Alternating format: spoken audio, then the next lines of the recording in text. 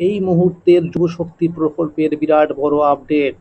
যুবশক্তি ভরসা কার্ড কবে থেকে ফর্ম ফিল আপ শুরু হবে?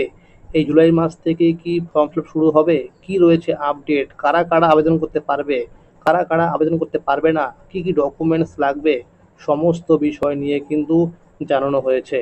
তাহলে সময় নষ্ট না করে একেবারে দেখে নেওয়া যাক যুবশক্তি প্রকল্প নিয়ে কি রয়েছে আপডেট।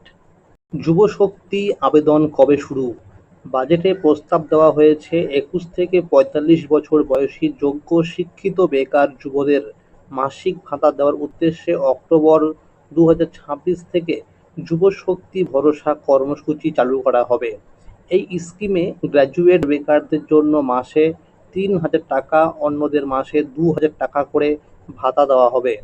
এই কর্মসূচি যে সকল পরিবারের আয় মাসে ১,০০,০০০ টাকার কম এবং যারা অন্য কোনো সামাজিক সুরক্ষা প্রকল্পের সুবিধা পাচ্ছেন না, সেই সব পরিবারের প্রার্থীর জন্য প্রযোজ্য হবে। এবার প্রশ্ন হলো কবে থেকে ফর্ম ফিল আপ শুরু হবে?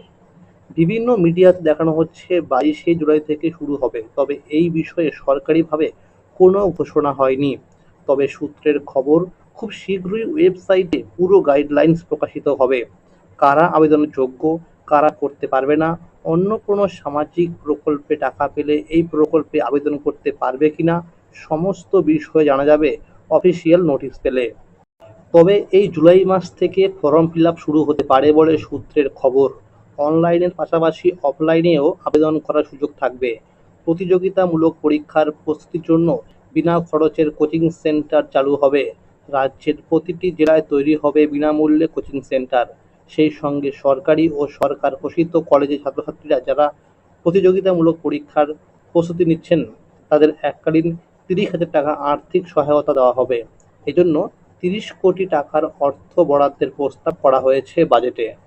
কলেজে পড়াশোনা ছেড়ে দেওয়ার প্রবণতা কমাতে বড় ঘোষণা করল রাজ্য সরকার। বাজেটে কলেজ পড়ুয়া অবিবাহিত ছাত্রীদের এককালীন ৫০,০০০ টাকা করে দেওয়ার কথা জানানো হয়েছে। আবেদন করতে কি কি ডকুমেন্টস লাগবে?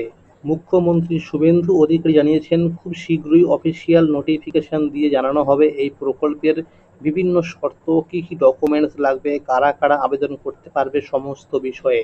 তবে যে ডকুমেন্টসগুলো অবশ্যই লাগবে সেগুলো হলো: ১ নাম্বার শিক্ষাগত যোগ্যতার প্রমাণপত্র, মাধ্যমিক, উচ্চ মাধ্যমিক, গ্র্যাজুয়েশন, অ্যাডমিট কার্ড, মার্কশিট ও সার্টিফিকেট।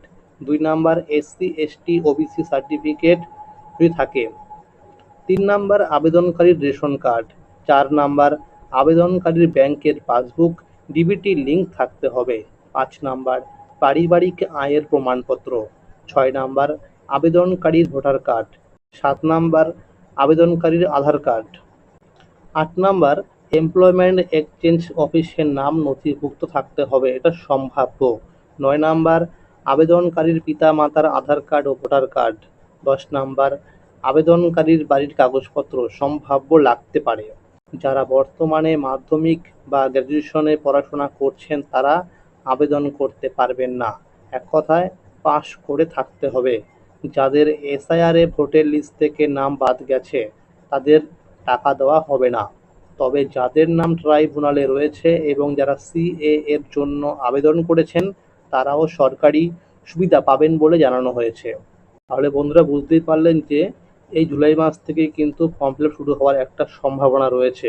তো যখনই ফর্ম ফিল আপ শুরু হবে তখন কিভাবে ফর্ম ফিল আপ করতে হবে, কোথায় গিয়ে ফর্ম জমা করতে হবে নাকি অনলাইনে করতে হবে, সমস্ত বিষয় কিন্তু দেখানো হবে আমার এই চ্যানেলের মাধ্যমে।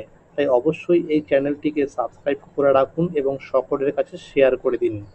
আর ভিডিওটি ভালো লেগে থাকলে অবশ্যই একটি লাইক করে দেবেন।